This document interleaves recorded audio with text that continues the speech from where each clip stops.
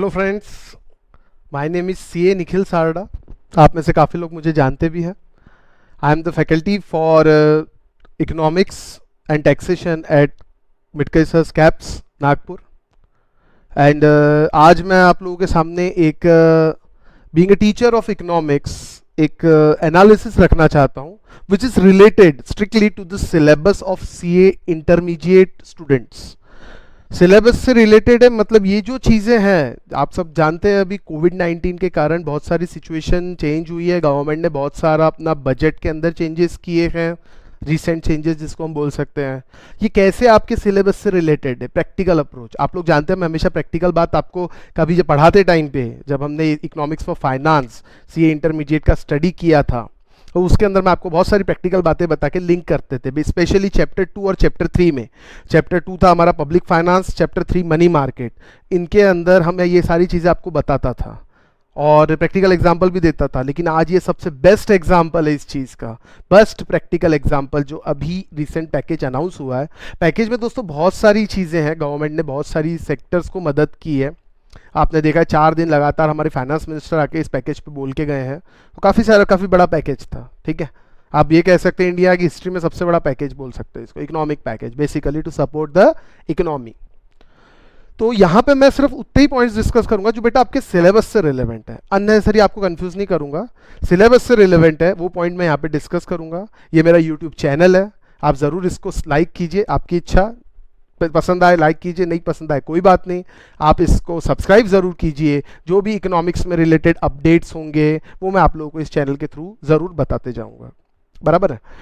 तो बेसिकली मैं यहाँ बात करने वाला हूँ सी ए इंटर से रिलेटेड। जो मेरे स्टूडेंट्स हैं उनको मालूम है, या मेरे स्टूडेंट्स आप नहीं भी हो तो भी बेटा आपने ये चीज़ पढ़ी है कहीं ना कहीं। अगर आप सी ए इंटर के स्टूडेंट्स हो और आप एग्ज़ाम देने वाले हो तो सी ए इंटर ग्रुप 2 के अंदर इकोनॉमिक्स फॉर फाइनेंस, ये 40 मार्क का सब्जेक्ट है विद फाइनेंशियल मैनेजमेंट, बराबर है। तो मैं उससे रिलेटेड खासकर मेरे स्टूडेंट्स के लिए और फॉर एवरीबॉडी कि भैया वो उस समय जो मैंने आपको पढ़ाया था, मैंने प्रैक्टिकली बताया भी था, और वो देखिए कैसे आज गवर्नमेंट उसमें से काफ़ी सारी चीज़ें इंप्लीमेंट कर रही है और उसका क्या इम्पैक्ट होगा हमारे इकोनॉमी पे, वो भी हम थोड़ा सा एनालिसिस करेंगे, बराबर है। तो analysis of current economic package, ठीक है। सबसे पहली बात, प्रधानमंत्री गरीब कल्याण पैकेज, ये गवर्नमेंट ने अनाउंस किया फॉर पुअर पीपल। प्रधानमंत्री गरीब कल्याण पैकेज, PMGKY। अब इसके अंदर की 5 चीज़ें मुझे इंपॉर्टेंट लगी। वैसे तो इसमें बहुत सारी चीज़ें हैं दोस्तों, लेकिन अब मैंने आपको कहा मैं सिलेबस में जो चीज़ है उससे रिलेटेड ये बताऊंगा, ठीक है। तो पहले तो मैं आप लोगों को क्या क्या चीज़ें इसके अंदर है उसके बारे में थोड़ा सा बताता हूँ और हमारे सिलेबस में क्या है। चलिए पहले थोड़ा सिलेबस की बात करते हैं।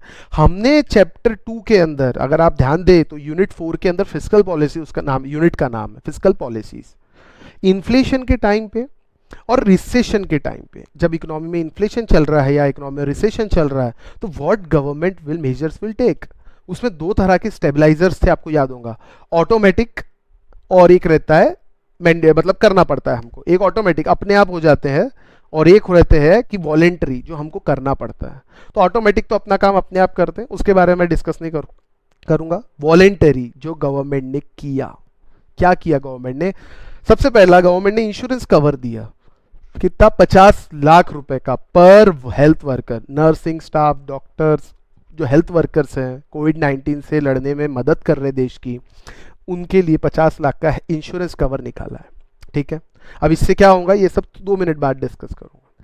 20 crore womens, second point, 20 crore 20 crore महिलाओं के लिए उनके जनधन अकाउंट में 500 रुपए पर मंथ गवर्नमेंट डालेंगी नेक्स्ट 3 मंथ्स के लिए।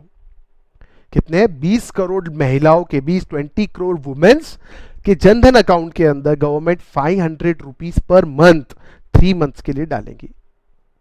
इसके बाद increase in MNREGA wages, MNREGA wages जो डेली वेजेस दी जाती है लेबर्स को, वो 182 रुपीज पर डे था, उसको बढ़ा के 202 रुपीज पर डे किया गया है। 20 रुपीज का पर डे पर वेज पर वर्कर में इंक्रीमेंट किया गया है और ये बेनिफिट करेगा करीब करीब 13.62 करोड़ फैमिलीज को, बराबर। उसके बाद फ्रंट लोडेड रुपीज 2000 दिए जा रहे हैं, किसको? फार्मर्स को, under PM Kisan scheme to benefit 8.7 crore farmers.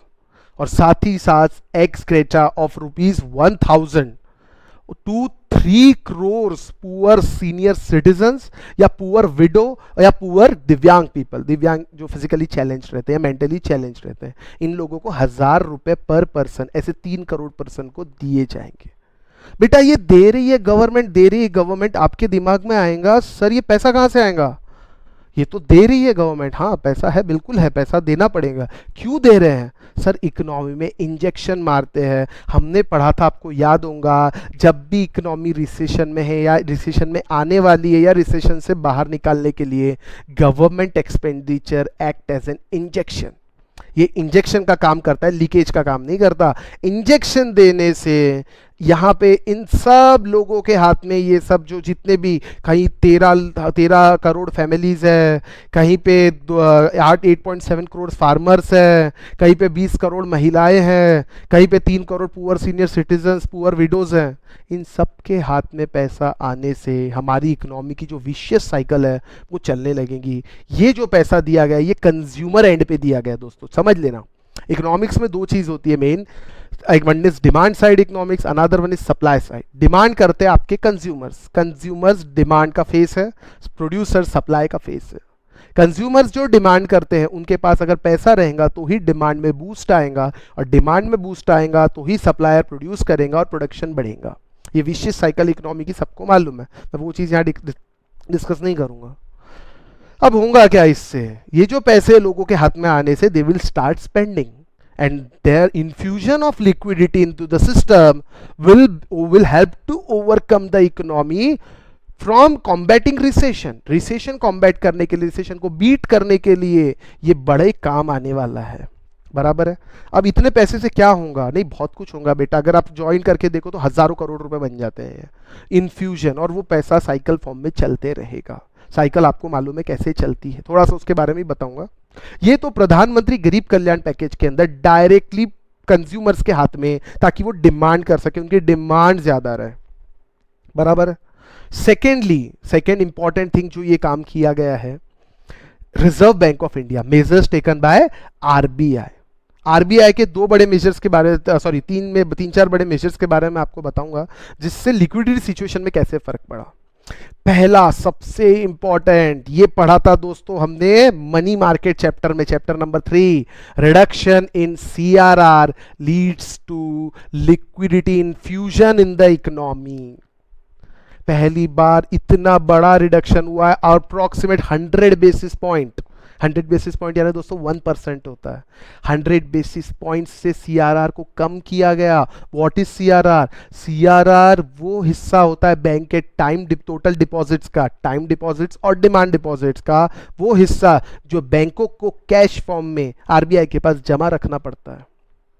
अब उसको कम किया, यानी बैंक के पास पैसा बढ़ जाएगा। बैंक के पास पैसा बढ़ने से बैंक डेप्ट ज्यादा क्रिएट करेगी, ज्यादा लोन बांटेगी। लोन ज्यादा बांटने से जिस किसी को भी लोन चाहिए, चाहे वो पर्सनल लोन हो चाहे बिजनेस लोन हो, उस आदमी के हाथ में पैसा आएगा। That means again infusion of liquidity into the system.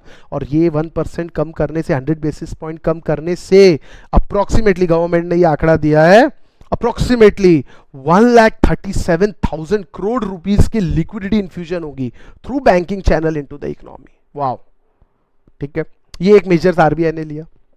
Second, statutory liquidity fund, SLF, statutory liquidity fund of rupees 50,000 crore created for mutual fund. Mutual fund के लिए ये फंड क्रिएट किया गया है। अब जब से दोस्तों ये कोविड प्रॉब्लम आई है ना, तब से म्यूचुअल फंड्स पे बड़ा प्रेशर आ रहा है। आपने देखा होगा मार्केट बहुत डाउन जाते जा रहा है। मार्केट डाउन क्यों जा रहा है? हमारा स्टॉक मार्केट डाउन क्यों जा रहा है? क्योंकि सेलिंग प्रेशर ज्यादा है, लोग बेच ज्यादा रहे हैं, शेयर्स खरीद कम रहे हैं। Basically mutual fund equity oriented, that to they are having the most companies equity shares in their hand. अब म्यूचुअल फंड से लोग विड्रॉ करने लग गए, यूनिट्स ऑफ म्यूचुअल फंड वो लोग बेचने लग गए हैं लोग मार्केट में, पीपल, जनरल पीपल। तो इससे क्या होता है? इससे basically mutual fund were facing the liquidity problem. Mutual fund के पास देने के लिए पैसों की कमी आते गई इस सिचुएशन में, और मार्केट भी साथ नहीं दे रहा है। तो ऐसे केस में एक स्पेशल लिक्विडिटी फंड क्रिएट किया गया है आरबीआई 50,000 करोड़ का म्यूचुअल फंड्स की हेल्प करने के लिए, कि जिस भी म्यूचुअल फंड को जरूरत पड़ेगी आरबीआई इसमें से पैसा देंगी।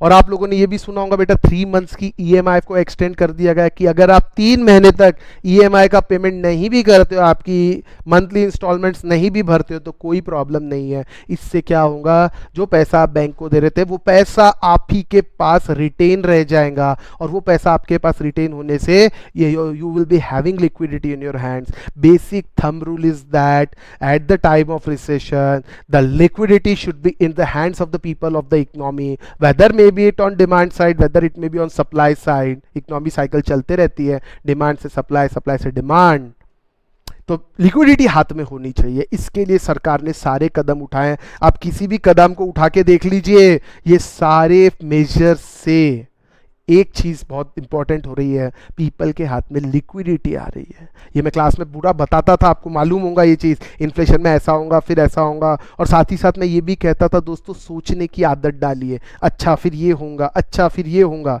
ये आदत मैंने क्लास में सबको डलवाई, आपको मालूम होगी ये चीज। तो वही मुझे आज ये पैकेज दिखा एक दो दिन पहले, तो आई थॉट कि भैया ये शेयर करने लायक चीज़ है मेरे स्टूडेंट से, और बहुत ही बढ़िया मैंने, मतलब जितना आपसे सिलेबस से रिलेटेड है बेटा इंटर के, उतना मैंने यहाँ पे बेसिकली इसको एक्सप्लेन किया है। ऐसे तो बहुत सारे मेजर्स लिए गवर्नमेंट ने, लेकिन उतने सारे मेजर्स रेलेवेंस नहीं है, इसलिए मैंने वो मेजर्स नहीं डाले। उसके बाद 30,000 crores एनबीएफसी सेक्टर के लिए, non banking financial companies were also facing the liquidity problem, same problem, तो उनके लिए भी 30,000 करोड़ रुपए का प्रावधान किया गया है by Reserve Bank of India. एक और तीसरी चीज, taxation measures relating to direct taxes. याद करो दोस्तों, हम लोग पढ़ते थे, उसके अंदर एक होती है पर्सनल इनकम और दूसरी होती है पर्सनल डिस्पोजेबल इनकम। इसके अंदर से माइनस होता है टैक्सेशन। सर पर्सनल इनकम जो भी कमाते, मान लीजिए 1 लाख रुपए मैंने मेरी पर्सनल इनकम कमाई, उसमें से टैक्स अगर 30,000 टैक्सेशन है, वो माइनस अगर होता है तो मुझे बचता है 70,000। ये इनकम मैं खर्चा कर सकता हूं, this is my personal disposable income. Income तो 1 लाख की हुई, लेकिन टैक्सेशन देना पहले जरूरी है 30%। फॉर एग्जाम्पल, मैं एग्जाम्पल दे रहा हूं, tax at the rate of 30%, ठीक है, फ्लैट रेट लगा दिया, मान लीजिए पार्टनरशिप फर्म, ठीक है, जो भी हो, 70,000 मेरे हाथ में बचेंगे, बराबर। एक कंसेप्ट दोस्तों आप लोगों ने देखा होगा टीडीएस का। टीडीएस कंसेप्ट के बारे में सबको मालूम है, टैक्सेशन में आपने पढ़ा ही होगा, tax deducted at source. For example, मुझे अगर किसी को पेमेंट करना है, मान लीजिए मुझे पेमेंट करना है 1 करोड़ रुपए का, एनी पेमेंट, मैं सेक्शंस पे डिस्कशन नहीं करूंगा, मैं आपको टैक्स नहीं पढ़ा रहा, मैं सिर्फ इकोनॉमिक्स पॉइंट ऑफ व्यू से ये चीज समझा रहा हूं।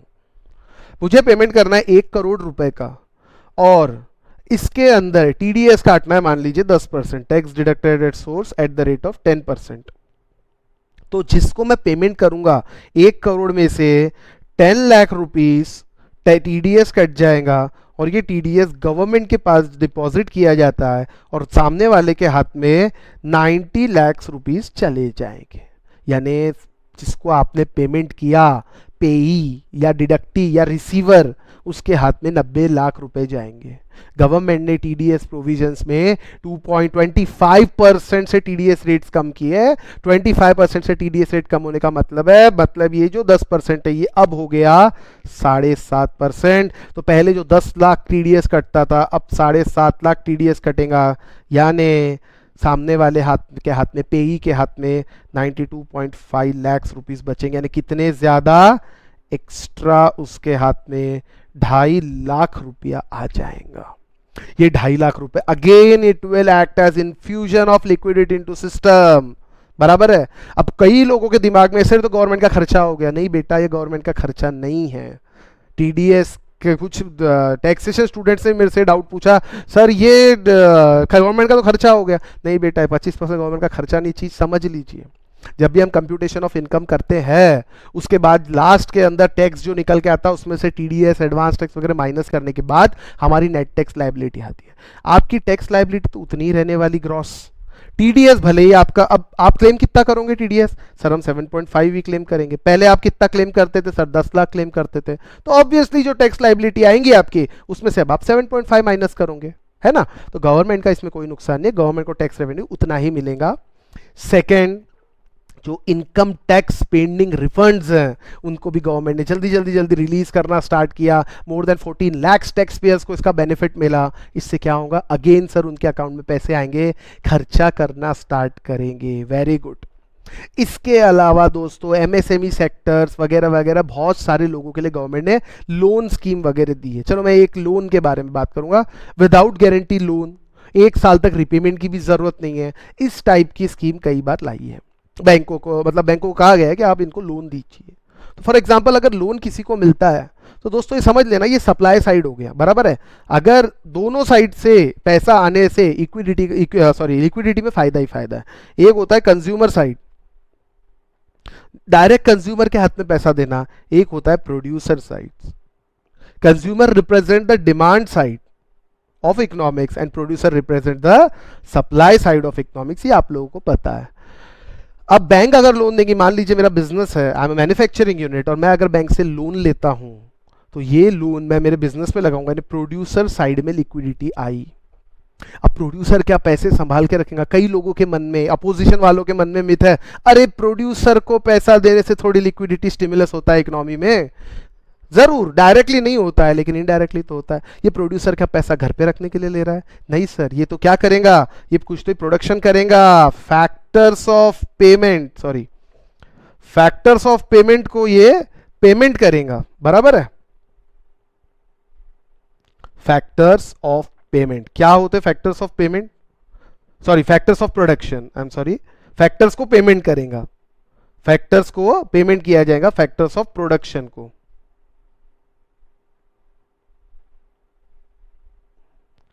तो फैक्टर्स ऑफ प्रोडक्शन आपके मालूम है, लैंड, लेबर, कैपिटल और लास्ट है एंटरप्रेन्योर।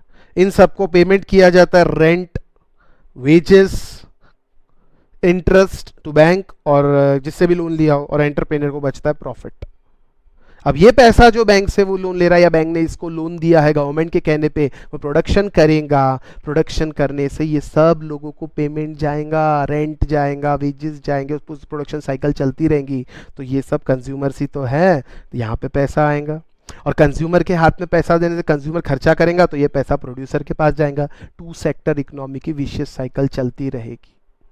आई बात समझ है? तो बेटा बेसिकली ये था चैप्टर 2 और चैप्टर 3 के अंदर, बराबर है। हमने ये भी देखा था डायरेक्ट टैक्स रेट कम करने से भी पर्सनल डिस्पोजेबल इनकम बढ़ जाती है, ये देखिए। वैसे ही टीडीएस रेट कम करने से अभी उसके हाथ में फिलहाल उसको लिक्विडिटी की जरूरत है और वो लिक्विडिटी उसके हाथ में आ जाती है टीडीएस रेट कम करने से, income tax pending refund clear करने से। तो ये दोनों काम भी डायरेक्ट टैक्स में मेजर्स लिए गए हैं। मैंने वही उतनी चीजें यहाँ पे शेयर की है दोस्तों जितनी आपके सिलेबस से रिलेटेड थी।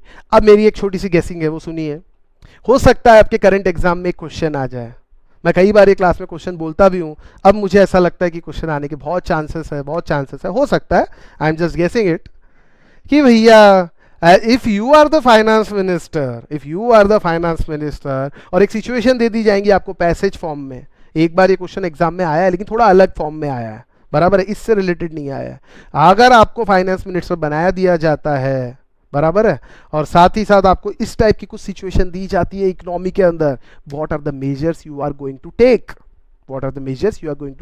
तो सबसे इंपॉर्टेंट ध्यान रखना, डायरेक्ट टैक्सेशन कम करना पड़ता है क्योंकि उससे पर्सनल डिस्पोजेबल इनकम बढ़ती है। जैसे यहाँ टीडीएस रेट्स कम किया, income tax pending refunds clear किए फटाफट, तो इससे लोगों के हाथ में लिक्विडिटी आ रही है। दिस विल विशियस साइकिल जो इकोनॉमी के वो चलते रहेंगी और this will help economy to come out of recession. और साथ ही साथ ए और की जो लोगों के हाथ में पैसा देना था, सीआरआर कम करना, लिक्विडिटी फंड बनाना, ये सारी चीज़ों से कैसा होता है, ये सीआरआर वगैरह के बाद अपन ने मनी मार्केट चैप्टर नंबर 3 है उसके अंदर सब कुछ देखा था। बस आज मैं इसीलिए ये वीडियो शूट करने का कारण है कि आप इसको सब्सक्राइब कीजिए, ये चैनल को, मेरे यूट्यूब चैनल को, और साथ ही साथ जो भी इंपॉर्टेंट अपडेट्स इकोनॉमिक्स में होते रहेंगे वो मैं आप लोगों को रेलेवेंट बिल्कुल बताते रहूँगा और कैसे वो हमारे सिलेबस से लिंक्ड है। इससे मदद ये होंगी कि जब भी एग्जाम में इस टाइप का क्वेश्चन आएगा तो दोस्तों आपको मेरी याद आएंगी और आप बिल्कुल जो पॉइंट्स अभी आपको बता रहा हूं वो लिख पाओगे। और ये रीसेंट पॉइंट्स आप अगर लिखोगे करंट अफेयर्स पे, तो एग्जामिनर जब आपका पेपर चेक करेगा तो उसको ऐसा लगेगा कि the student is well updated, student को बहुत जानकारी है इकोनॉमी की। और मार्क्स आपको मालूम है अच्छे मिलेंगे। हमारा इंटेंशन नॉलेज के साथ साथ मार्क्स कमाना भी है, सिर्फ knowledge banana is not the intention. से final C inter exams clear करना भी हमारा इंटेंशन है।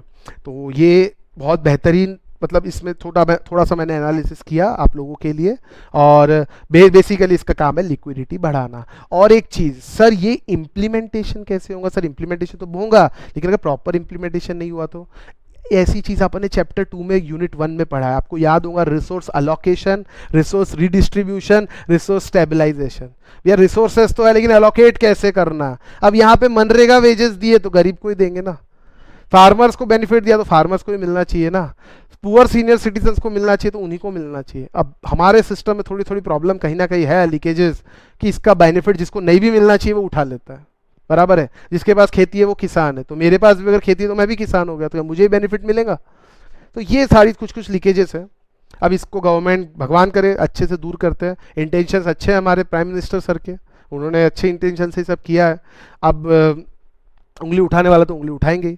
बेसिकली गवर्नमेंट बजट में एक प्रॉब्लम हुई है, मतलब बजट जो फरवरी में तय हुआ था बेटा, वो बजट के पूरा बिगड़ गया है गवर्नमेंट का।